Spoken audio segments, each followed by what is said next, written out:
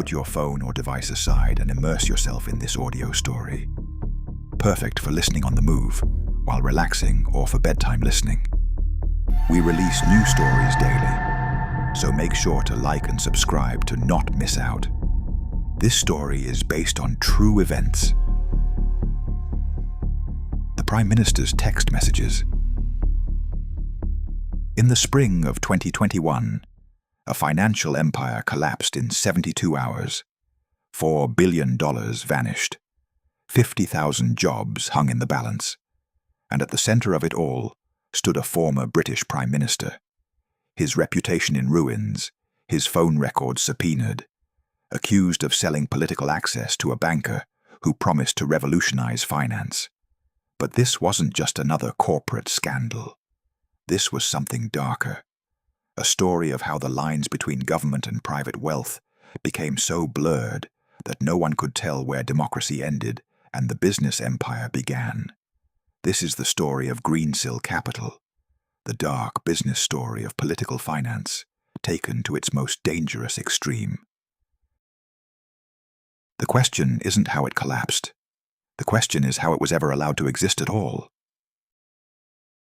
Lex Greensill didn't look like a threat to the global financial system.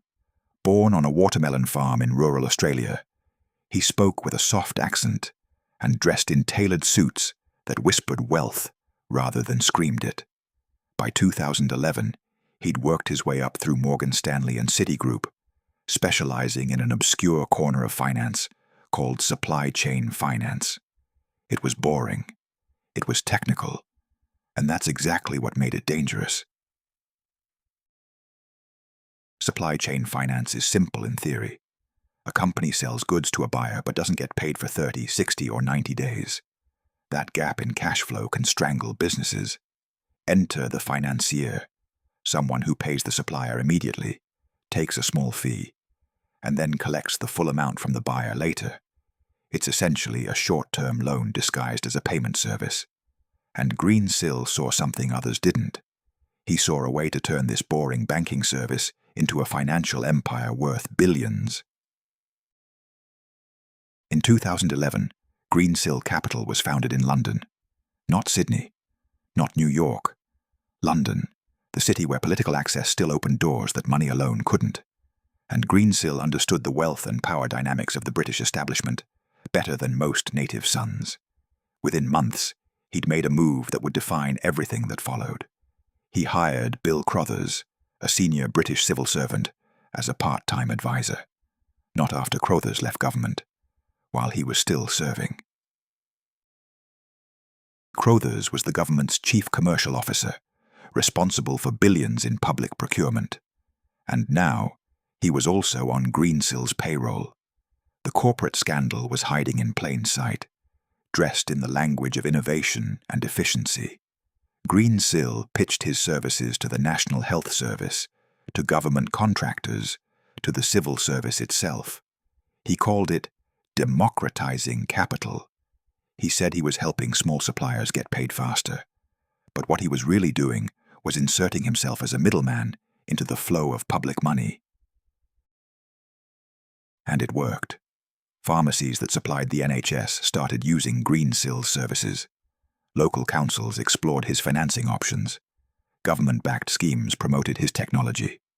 Greensill Capital was growing fast, fueled not just by private clients, but by the implicit endorsement of the British state itself. This was the billionaire secrets playbook. Get close to power, make yourself indispensable, and let the government's credibility become your marketing material. But Greensill needed more than civil servants. He needed someone who could open every door in Westminster, someone whose phone calls would always be answered, someone who could turn political access into a commodity. In 2018, he found that person. David Cameron, former Prime Minister of the United Kingdom, agreed to become an advisor to Greensill Capital. David Cameron had left office in 2016 after the Brexit referendum destroyed his political legacy. He was 51 years old, no longer in power, but still connected to everyone who was. and Greensill made him an offer that must have felt like redemption wrapped in stock options. Cameron became a part-time advisor with equity in the company, shares that would eventually be valued at tens of millions of dollars if Greensill's valuation held. But Cameron wasn't just advising on strategy or corporate governance. He was making calls, sending texts, arranging meetings, using every relationship he'd built over decades in politics to push Greensill's agenda inside the machinery of government. This wasn't the rise and fall of a politician turned consultant. This was the transformation of political capital into financial capital, direct, explicit, and ultimately catastrophic. When the COVID-19 pandemic hit in March 2020, Greensill saw an opportunity. Businesses everywhere were desperate for cash. Supply chains were frozen. The British government was rolling out emergency loan schemes worth hundreds of billions. And Greensill wanted in. Not just as a participant, he wanted Greensill Capital to be an accredited lender under the government's Coronavirus Large Business Interruption Loan Scheme, known as CLBILS. This is where Cameron went to work. He sent text messages directly to Chancellor Rishi Sunak. He contacted senior Treasury officials. He reached out to the Governor of the Bank of England. He leveraged relationships with cabinet ministers, with advisors, with permanent secretaries. 56 communications in total would later be revealed. 56 attempts to secure government backing for a private financial company where he had a direct financial stake. The Treasury resisted. Officials were uncomfortable with Greensill's business model. It didn't quite fit the criteria for the emergency lending schemes. But Cameron kept pushing. He arranged a private drink with the health secretary to discuss getting Greensill involved in NHS payment systems. He set up a meeting where Greensill executives could pitch directly to Treasury officials, with Cameron himself attending. The business thriller was unfolding in real time, and no one outside the government knew it was happening. But here's what Cameron didn't know, or chose not to see. By the time he was lobbying the British government in 2020, Greensill Capital was already dying. The financial mystery wasn't how the company grew so fast. It was what it had been doing with the money all along. Greensill's business model had evolved far beyond simple supply chain finance. The company was now creating what it called prospective receivables, invoices for goods that hadn't been delivered yet, services that hadn't been performed yet, sales that might never happen at all. Greensill was financing the future, or more accurately, it was financing a fantasy. Its biggest client was Sanjeev Gupta, a British Indian industrialist who called himself the savior of steel. Gupta had spent years buying up struggling steel mills and aluminum plants across the UK, promising to save jobs and revitalize industrial communities. He was hailed as a visionary. He met with prime ministers. He was awarded a Commander of the British Empire honour. And behind it all, Greensill Capital was financing almost everything Gupta did, to the tune of $5 billion. But Gupta's empire was hollow. His companies were losing money. Many of his steel mills were barely operational. And the invoices he was selling to Greensill, the prospective receivables that Greensill was then packaging and selling to investors, many of them were for sales that would never materialize. Greensill was lending against air, and it was doing so with money that belonged to someone else. Greensill had convinced Credit Suisse, one of the world's largest banks, to create investment funds that would buy these receivables. Pension funds, insurance companies, wealthy individuals, they poured $10 billion into these funds, believing they were investing in safe, short-term assets, backed by real invoices from real companies. What they were actually buying was exposure to Sanjeev Gupta's crumbling empire and a web of circular financing so complex that no one fully understood where the money was really going. This was the money and greed equation in its purest form. Greensill needed Gupta's business to keep growing. Gupta needed Greensill's financing to keep his companies afloat. Credit Suisse needed both of them to keep selling funds. And investors needed to believe that someone, somewhere, was actually checking whether any of this made sense. No one was. The first crack appeared in late 2020. Credit Suisse's risk managers started asking uncomfortable questions about the Greensill funds. How solid were these receivables? How much exposure did they have to Gupta? Could these invoices actually be collected? The answers were not reassuring. Then, in February 2021, Greensill's insurance evaporated. The company had relied on a small group of insurers to guarantee the receivables it was financing. If a client didn't pay, the insurance would cover the loss. But the insurers had done their own investigation and decided Greensill's risk was too high. They refused to renew the policies. Without insurance, the receivables were worthless. Without the receivables, the funds couldn't operate. Without the funds, Greensill had no financing. On March 1, 2021, Credit Suisse froze $10 billion worth of supply chain finance funds. Investors couldn't withdraw their money. Clients couldn't access new financing. The entire system locked up overnight.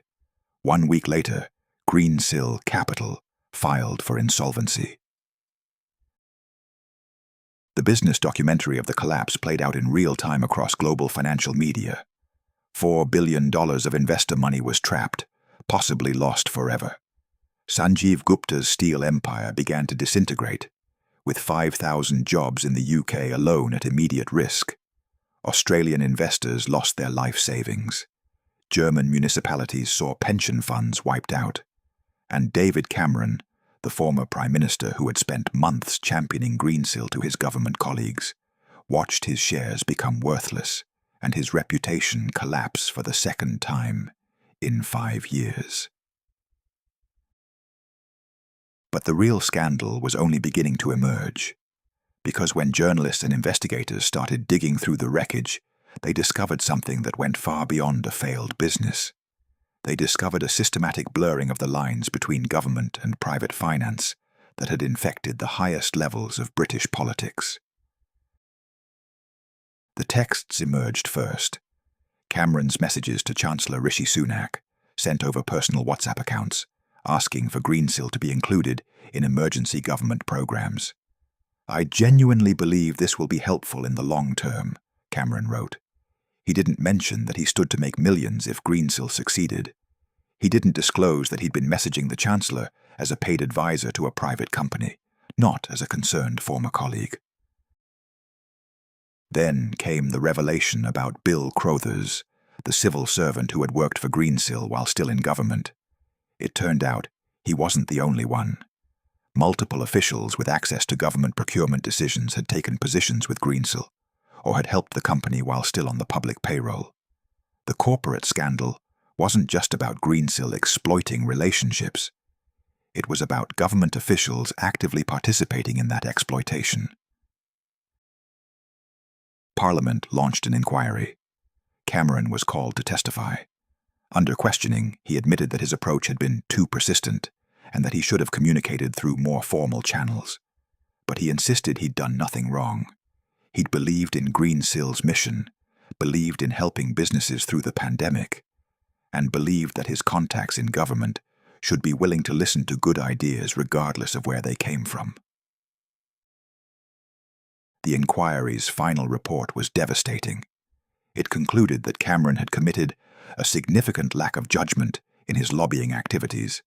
It found that the boundaries between public service and private interest had become too blurred. It revealed that Greensill had been given extraordinary access to government, including office space inside the Department of Health and an advisory role on public sector payment systems, all while operating as a private company with a deeply flawed business model.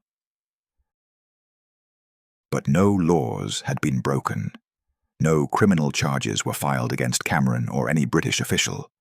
The regulatory system had loopholes wide enough to drive a $4 billion fraud through, and everyone had stayed just on the right side of legality.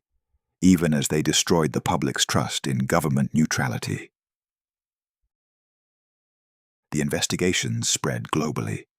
In Germany, BaFin, the financial regulator, filed a criminal complaint against Greensill Bank, the German subsidiary, where much of the fraud had been concentrated.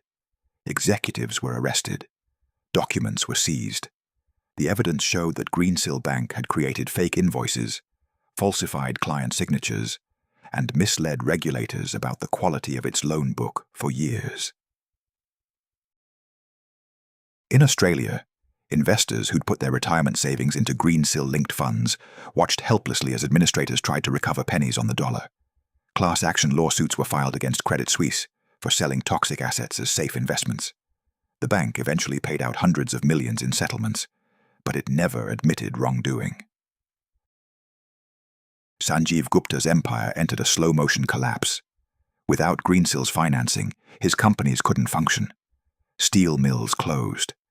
Thousands of workers lost jobs. British politicians who had once celebrated Gupta as an industrial savior now launched investigations into fraud, money laundering, and financial misconduct. The Serious Fraud Office opened a criminal investigation that is still ongoing. Lex Greensill himself vanished from public view. He returned to Australia, back to the family farm where his improbable journey had begun. In rare interviews, he maintained that his company had been a victim of circumstance, that the pandemic had disrupted his business model, that insurance companies had panicked, that he'd been trying to do good in the world. He never acknowledged the fundamental rot at the center of his empire. He never admitted that prospective receivables were just a sophisticated term for lending money against promises that would never be kept. The real-life business story of Greensill Capital revealed something darker than simple fraud. It exposed how political access had become a tradable commodity, how former leaders could monetize their relationships, how the revolving door between government and finance had spun so fast that no one could tell who was serving the public interest and who was serving private profit. The business crime at the heart of Greensill wasn't just financial engineering gone wrong. It was the weaponization of trust.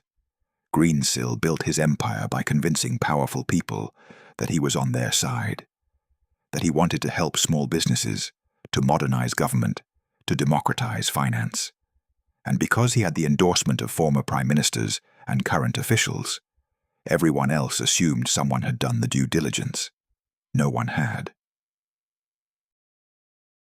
David Cameron's role revealed the entrepreneurship secrets that no business school teaches, that in certain industries your network is worth more than your product, that political connections can substitute for business fundamentals, and that the appearance of legitimacy can carry you further than actual competence. But it also revealed the cost. Cameron's legacy, already damaged by Brexit, was now permanently stained by the image of a former leader using his government contacts to enrich himself. For Lex Greensill, the stock market secrets he'd mastered, how to package debt, how to sell risk as safety, how to create complex financial structures that no one fully understood, all proved worthless when the underlying assets were fiction. You can engineer financial products. You can structure complicated deals. But you can't engineer your way out of a business model built on air.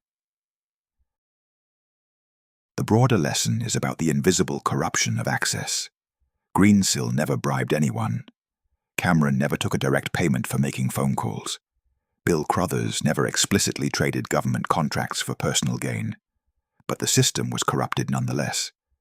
Corrupted by the assumption that former officials should naturally transition into lucrative private sector roles, that government access should be monetizable, that the line between public service and private profit is something to be managed rather than respected. This is the hidden infrastructure of modern political finance. Every major democracy has it: the advisory roles, the consultancies, the lobbying firms staffed by former cabinet ministers and senior officials who sell one thing above all else: access. Greensill took it further than most, embedding himself inside government while still running a private company.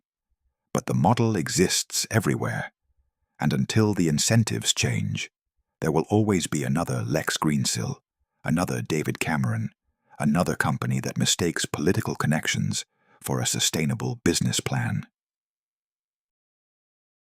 Today, the British government has tightened its lobbying rules. Former ministers must now wait longer before taking paid advisory roles.